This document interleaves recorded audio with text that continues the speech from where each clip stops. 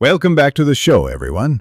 Tonight, I'm taking you deep into one of the most gruesome, most chilling mysteries in American history. A case so shocking that it left Hollywood and the entire country absolutely horrified. I'm talking about the Black Dahlia murder, a name that has become synonymous with mystery, brutality, and unanswered questions. Let's rewind to Los Angeles, January 15th, 1947. A cool winter morning. A woman named Betty Bersinger was walking with her young daughter through an empty lot on South Norton Avenue. At first, she thought she saw a mannequin lying in the grass, but as she got closer, she realized it was no mannequin at all. It was the body of a young woman, cut in half at the waist, completely drained of blood, her face slashed from the corners of her mouth all the way up to her ears, a ghastly smile carved into her skin. This was the beginning of the nightmare we now know as the Black Dahlia murder. The victim was soon identified as Elizabeth Short, a 22-year-old aspiring actress who had moved to Los Angeles in hopes of making it big in Hollywood. She was striking, with jet black hair, porcelain skin, and a love for dressing in black. The press quickly gave her a nickname, the Black Dahlia. But here's the thing. What happened to Elizabeth was no ordinary murder. Her body had been deliberately posed. The cuts were precise, almost surgical. Whoever did this wasn't just a killer.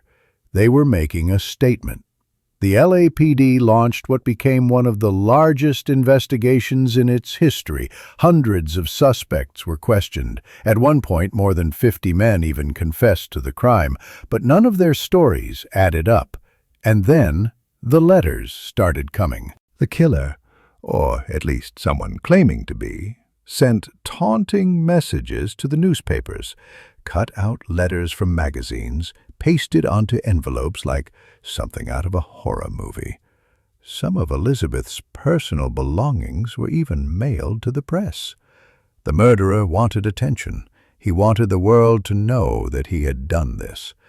Low tone, suspense building, but the deeper detectives dug, the more twisted the story became.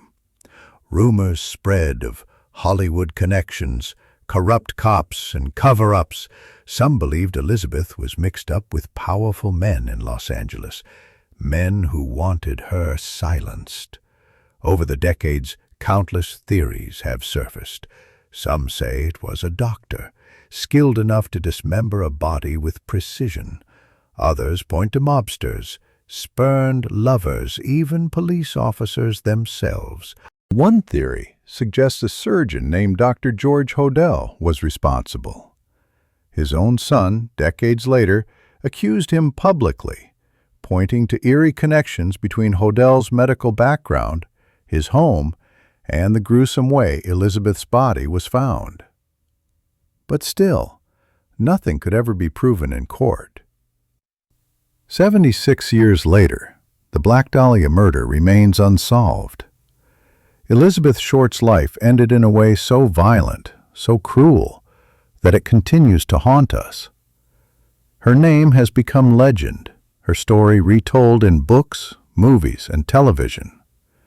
But behind the mystery, behind the sensational headlines, we must remember, Elizabeth was a real person, a young woman with dreams who wanted nothing more than to shine in Hollywood's golden lights. Instead, she became one of the darkest symbols of its shadows. So, who killed the Black Dahlia? Was it a doctor, a gangster, a jealous lover, or a faceless predator who slipped back into the night? The truth is, we may never know.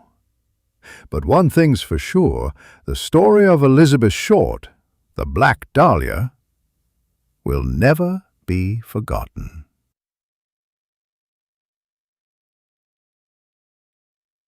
This is JM, and you've just listened to Hollywood's most gruesome mystery.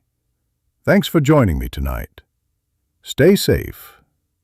And remember, sometimes the most glamorous places hide the darkest secrets.